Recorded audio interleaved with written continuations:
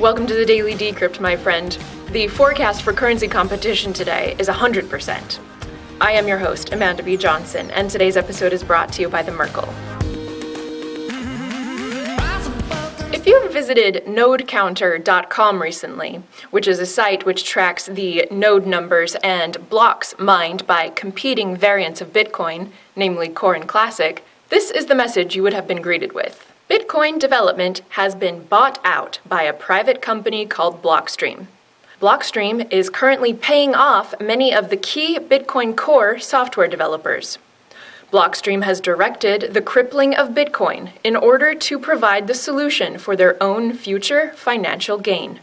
These Blockstream-paid Bitcoin developers for the Bitcoin Core software are enforcing a limit on how much information can be transacted in Bitcoin. This is limiting the number of transactions to just 3 per second approximately. Blockstream is concurrently developing a solution to this problem called the Lightning Network. This solution is to be placed on top of the crippled Bitcoin network to allow it to scale.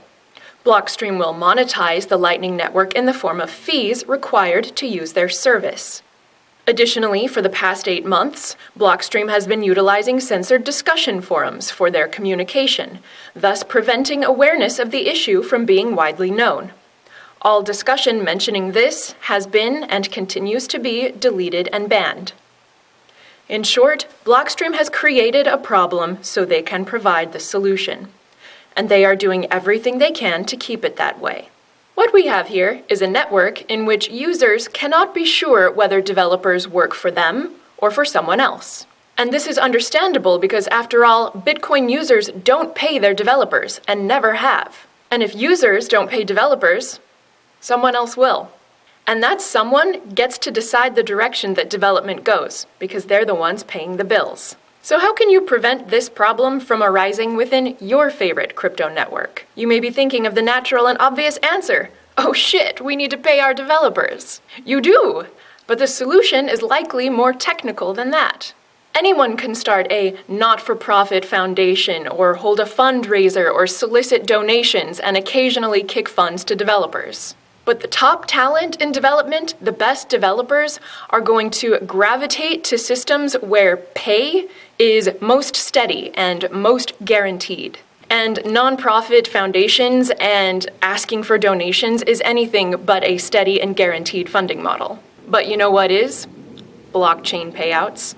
Yes, blockchain payouts, either in the forms of block rewards or revenue pools, or a form of blockchain payout yet to be invented. Such payouts come directly from a blockchain and can be cryptographically voted upon by stakeholders.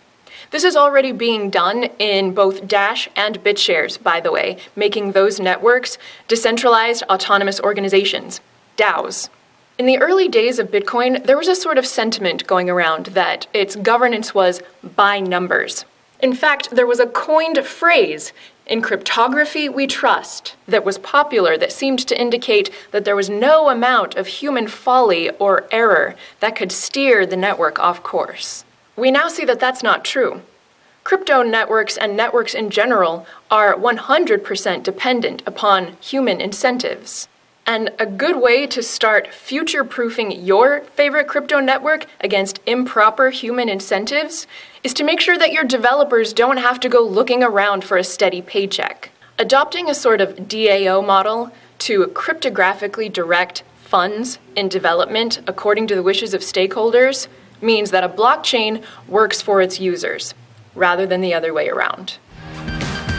Today's episode is brought to you by the Merkle, a place to find technical analyses of all of the top coins, as well as tutorials on new crypto products, and even noob-friendly guides like, what is a blockchain? You can get the Merkle's offerings sent directly to your email inbox by signing up for their newsletter at themerkle.com.